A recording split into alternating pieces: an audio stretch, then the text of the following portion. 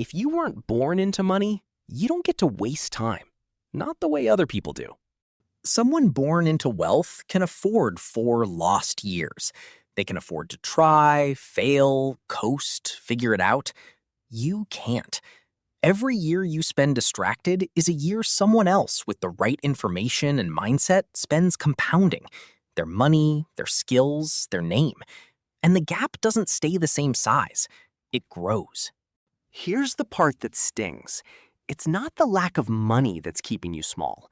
It's not your background, your city, or your last name. It's 3 habits. Habits that feel harmless, even responsible, that you're doing every single day without noticing. And they are quietly deciding who you become. If you're serious about escaping the average life you were handed, subscribe. Every week, we break down the hidden habits keeping people stuck and how to replace them with ones that actually change your future.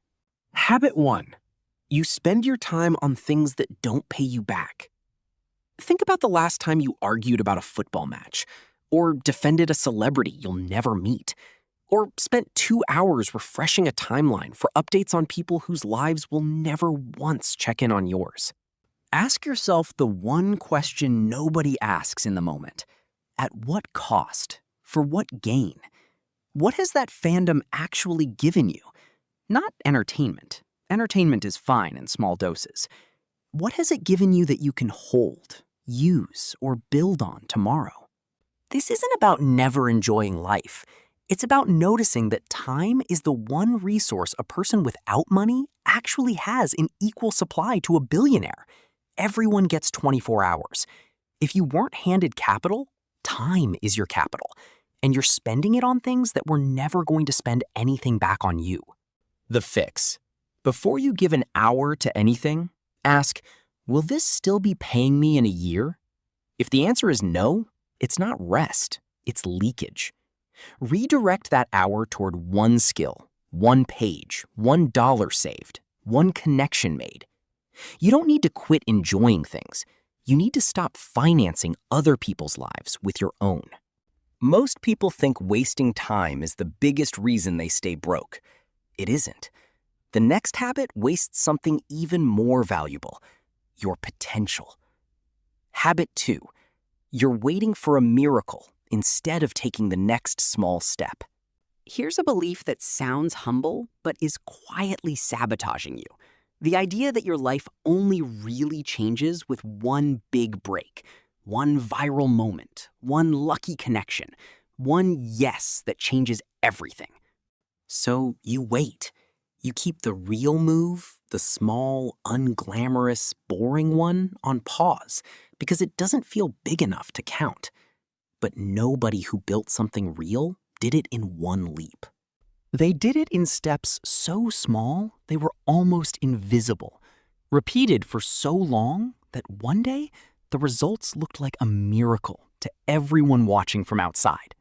If you start today, even small, you arrive eventually.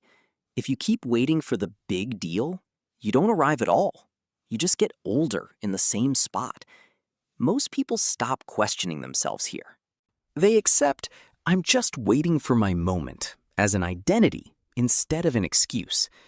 But this is where the real problem begins, because a life spent waiting for permission from luck is a life that actually remains small. The fix? Shrink the goal until it's stupidly easy to start.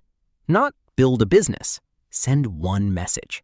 Not get fit, do one set. The size of the first step doesn't matter. What matters is that it's a step, not a wish. If that one felt personal, this last habit is the reason so many hardworking people stay in the same place for years without realizing why. Habit 3. You don't read because you've never seen reading as survival. This one is the quietest, and it's the one doing the most damage. Somewhere along the way, you decided books were for a certain kind of person. The elite, the intellectual, the people with time to spare. So you chose to learn life the slow way, through experience, through trial and error, through getting burned. But think about what a book actually is. It's someone's entire life compressed.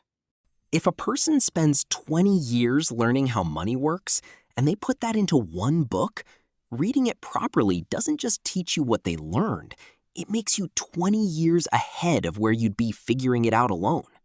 You weren't born with a financial head start. That means you cannot afford to skip the one shortcut that's available to literally anyone with access to a library card or a phone. Ask yourself honestly, why do the people who already have money keep reading and keep handing books to their kids? It's not decoration.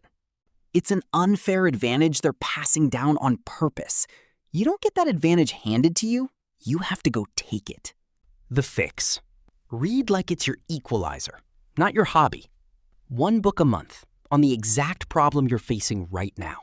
Money, discipline, communication, focus.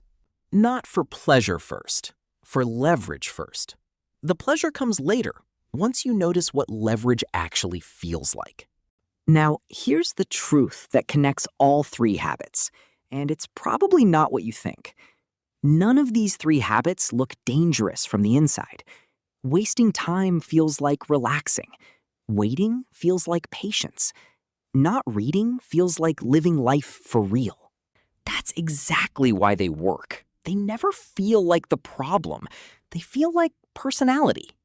But you weren't given a financial cushion to fall back on if you get this wrong, which means you can't afford to keep financing other people's attention, waiting for a miracle that isn't coming, and refusing the one shortcut that's sitting in front of you. You're not behind because you started poor. You're behind because of what you've been doing with your time, your patience, and your attention while waiting for life to feel fair. Fix those three things, and you stop waiting for a different life. You start building one. If you want to build wealth, discipline, and a life that's bigger than your circumstances, subscribe. Every week, we break down the habits, psychology, and strategies that help you move forward, no matter where you started.